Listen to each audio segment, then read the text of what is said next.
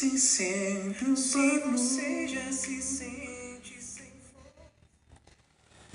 Olá, irmãos e amigos. Estamos juntos mais uma vez para o nosso Café com Deus. Meu nome é Edivaldo e hoje gostaria de compartilhar mais uma meditação baseada no livro de Miqueias, capítulo 4, versos de 6 a 13. Assim diz o Senhor: Naquele dia, declara o Senhor, ajuntarei os que tropeçam e reunirei os dispersos, aqueles a quem afligi. Farei dos que tropeçam um remanescente e dos dispersos uma nação forte.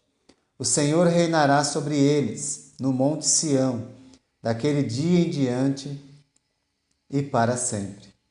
Quanto a você, ó torre do rebanho, ó fortaleza da cidade de Sião, o antigo domínio lhe será restaurado.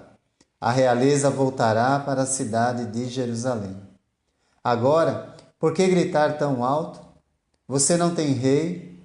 Seu conselheiro morreu para que a dor lhe seja tão forte como a de uma mulher em trabalho de parto? Contorça-se em agonia, ó povo da cidade de Sião, como a mulher em trabalho de parto, porque agora terá que deixar os seus muros para habitar em campo aberto. Você irá para a Babilônia e lá será libertada.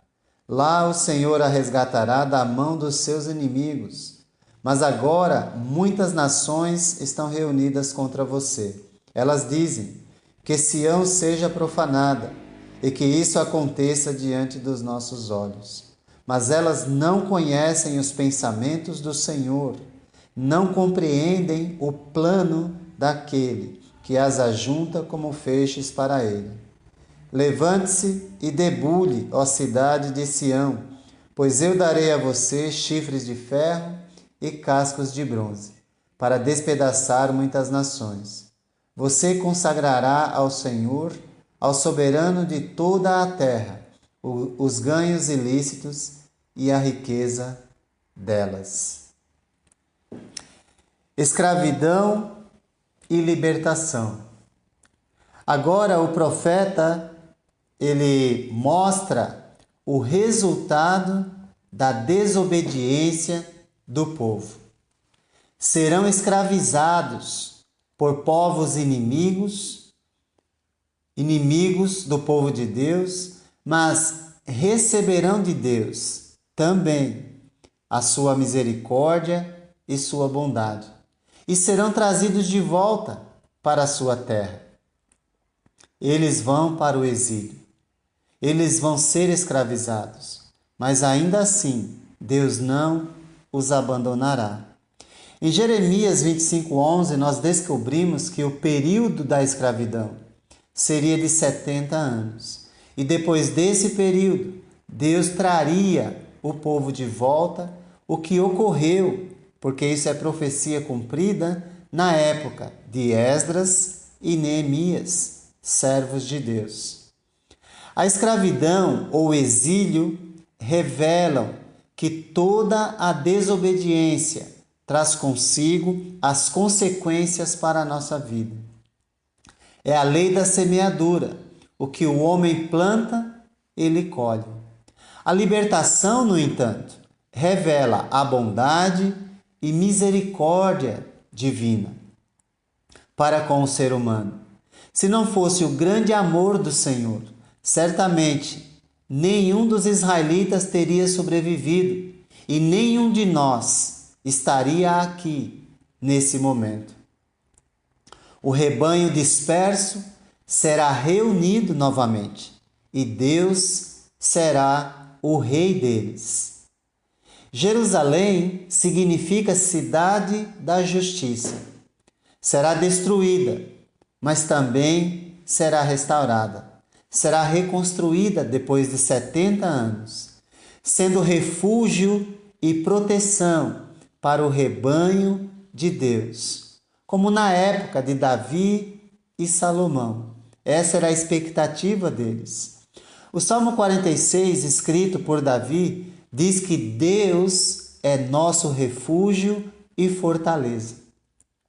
E assim é quando obedecemos a sua palavra. Não precisamos temer mal algum, pois ainda que o homem fira o nosso corpo, jamais pode tocar em nossa alma, porque Deus é o nosso refúgio. E onde Deus habita, nós temos da sua parte o seu cuidado.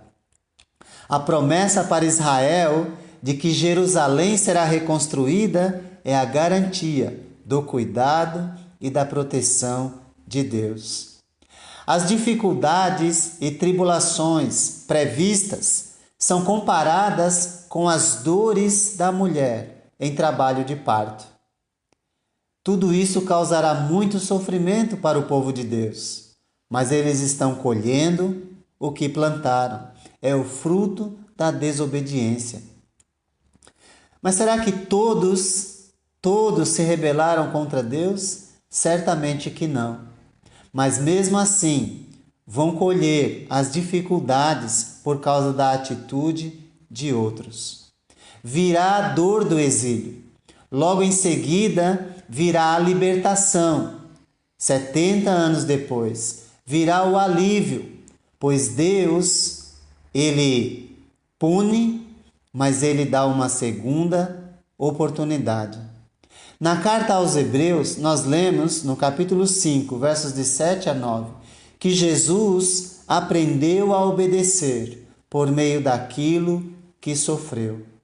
Embora não tenha cometido nenhum pecado, se fez pecado por nós e sentiu o resultado da desobediência de outros, para que outros tivessem alívio.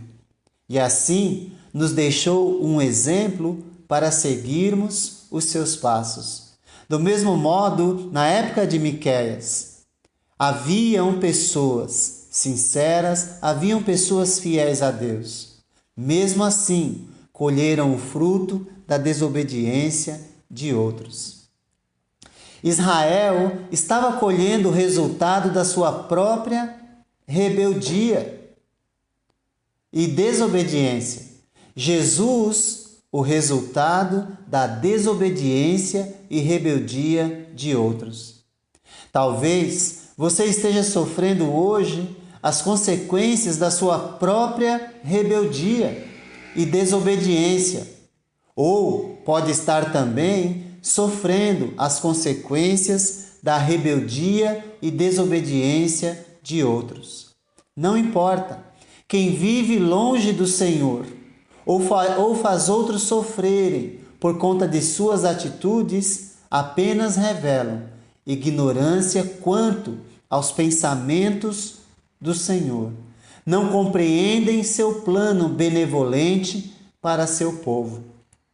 Se você faz parte do povo de Deus, é bom pensar que, independente do sofrimento e da dor, se você é responsável ou não, se é responsável, requer arrependimento. Se não é responsável pelo sofrimento que está passando, Deus está no controle e Ele tem grandes planos para você. Portanto, não permita, como Israel, o povo de Deus da época de Miqueias permitiu, mudando de conduta e aderindo às práticas deles ou dos inimigos, dos povos ao seu redor. Não mude sua conduta por conta da má conduta de outros. Lembre-se que, como Jesus, Deus está aperfeiçoando você e a mim, se estivermos passando dificuldades ou sofrimentos por conta da atitude de outros. Deus, naquela ocasião, usou nações pagãs e inimigas de Israel para punir Israel, seu próprio povo. Isso mostra que Deus é soberano e Ele tem o controle de todas as situações e usa quem quer. O inimigo, no final de tudo, receberá a sua recompensa se continuar vivendo na impiedade. Mas também tem a oportunidade de reconhecer Deus em sua vida. E o povo, ao ser punido por Deus, usando essas nações, tem a oportunidade de voltar para Deus. No final de tudo, todos farão a vontade de Deus, mas cada um receberá de acordo com a maneira como usou sua vida, se para honrar e glorificar a Deus ou para satisfazer seus próprios desejos e vontades. Se o seu sofrimento é resultado da sua própria desobediência, o que Deus espera é que você se arrependa, mude de conduta e volte para Deus. Se o seu sofrimento é resultado da má atitude de outros, como Jesus, aprenda a obedecer.